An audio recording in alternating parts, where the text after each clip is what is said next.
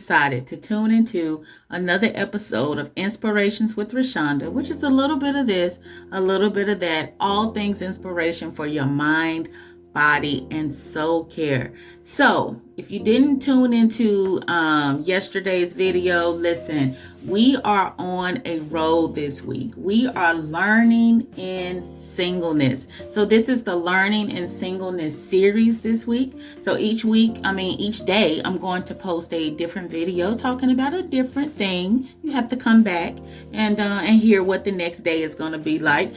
But today, we're going to be talking about remaining sane in singleness, okay? Because it can get a little crazy, being single, especially if you've been single for a long time, all right? So we're going to talk about that today, but before, I just want to make a correction to yesterday's video. So I kind of got my days mixed up. So I'm going to be posting a video every day this week. So it's Tuesday, today, Wednesday, tomorrow, Thursday, and then Friday. So there'll be 4 videos, all leading up to the big finale on vday.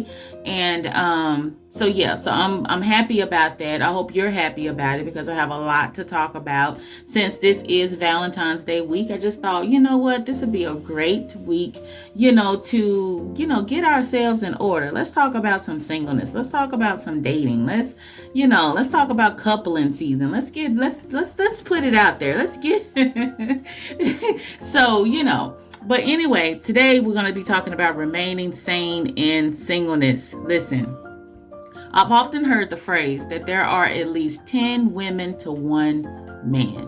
And sometimes it feels like that in singleness. It seems like there are so many more men. There are so many more women, than men, okay? Have you ever heard the saying, finding a man is like finding a needle in a haystack? But when I see couples getting married or engaged, or, when I hear about people saying that they found their true love or whatever, honestly, it really gives me hope because, I'm like, oh, okay, because I thought it was still women fighting over 1 man. But anyway, that's what the phrase is. There's 10 women to 1 man. Not only does this put the man at a great advantage, having a good selection of women to choose from, he has quite a few women he could possibly date. And all of them if he really wanted to. But what about us ladies? The same ratio that proves to be so strong with the man, is a catfight for a woman trying to get that 1 man to notice her. It's sort of like those bachelor and bachelorette shows on TV where 30 or so women or men are desperately dying to get that 1 man or 1 woman's attention. The kicker is that he or she can only pick 1, which leaves everyone else's dreams of finding the perfect guy, the perfect girl, shattered. Now they have to attempt to find happiness and love elsewhere, putting them in a position to where they have to start the process all over again, which, if you're single, it can drive you literally insane if you let it. So let's face it, we live in a world where if you haven't gotten married, had a baby, or if you don't have a guy or a girlfriend during a particular holiday season or by a certain age, society says there's something wrong with you. It's even worse when your family members are always asking if you're dating anyone. All of these issues will drive you insane while living a single life. There's nothing wrong with wanting to find Mr. or Mrs. Right, but if you rush it because of outside pressures from family, friends, or society, then 9 times out of 10, you're going to settle. So here are a couple of things. I'm going to give you some tips, some things that you can do for yourself so you can stay sane during your season of singleness, okay? Tip number 1 is the happiness effect. The world tells and or has a way of showing us what happiness is from its perspective. Most times it's involving money, fame, relationships, or popularity. But true happiness is not defined by what you have or don't have. It's defined by how you feel about yourself. What's going on in your current world right now? What are your feelings about life? And how is your mental status looking at this time? You may say, well, that has nothing to do with anything. But honestly, my friend, it has a lot to do with everything, because happiness attracts the right kind of people or things into your life. If you're not happy, you're subject to draw whatever debris washes up on the ocean front. I once posted a quote to Facebook one time, and it says, if you aren't happy being single, you will never be happy in a relationship. Get your own life first, then share it. Just like a person who doesn't want to enter a dirty house that looks like every hurricane imaginable rummaged through it, it's the same with the relationship. No one wants to join a mess that was already in place. You must create that environment first, as it will not be made once you get into a relationship. Tip number 2, who are you? Do you know who you are? Like, really, do you really know who you are? Because most women or men get into relationships expecting it to complete and satisfy them. It's sad to say, but most men and women enter into relationships as broken pieces who wish the other to help heal and piece them together again. We tend to think, I'll be okay. This relationship will make things all right, or I'll be even happier if I was in a relationship. Getting to know who you are first will reveal something about yourself that you might didn't even know. Once you discover who you indeed are, then you'll be able to identify those characteristics in a mate and determine whom you genuinely want to be with. You can't know them if you don't know yourself.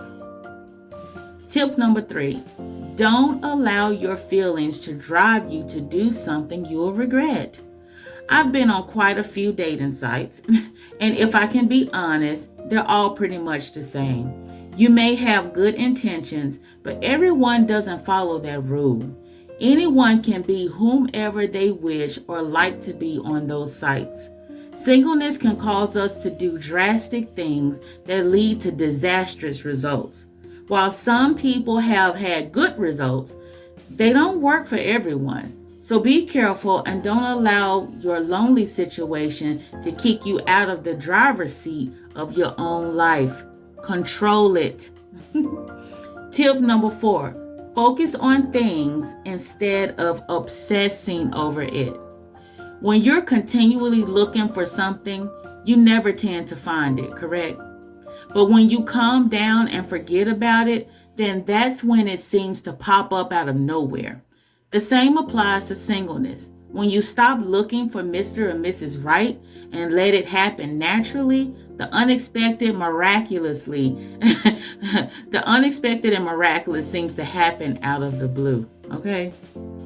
Tip number 5, and this is like the main tip, which should have been number 1. Have you asked God yet? So, have you consulted God about why you are single? Okay, so before you decide to to stop listening to this, this little video, okay, and unsubscribe, let me explain. This is a process that no one, not even myself, when I was, wants to even ask God because they're afraid of the outcome of what he might say. So, Lord, you want me to stay single for 5 more years? Consulting God is best because he knows the real reason as to why you're still alone. This answer is different and can be difficult for each individual. But I promise if you consult God, then you'll know what you need to work on and which could make Mr. or Mrs. Right for you come quicker. It could be. It's almost like looking at your credit score. No one wants to face it, but when you do, you realize that it wasn't as bad as you thought. And it's a sort of a blueprint to help you get the things you genuinely desire. If you never work on it, then you'll never know what you could actually have. Singleness is a crazy world all by itself, but you don't have to lose your sanity during it. Remember, singleness is not a death sentence, and it doesn't mean you should put your life on hold. Instead, It's an opportunity for you to get in the driver's seat and shape your own singleness destiny. Let life handle the rest. You might be amazed at what it brings your way. Well, as it's been said, that's all for today, folks. Okay. I do hope you enjoyed this episode and it was a blessing to you. If so, please feel free to leave or like or hey, leave a comment. I'd be appreciated, and if this episode was really good to you, then please share with other singles and subscribe. Episode 3 is on the way tomorrow. Until then, be blessed.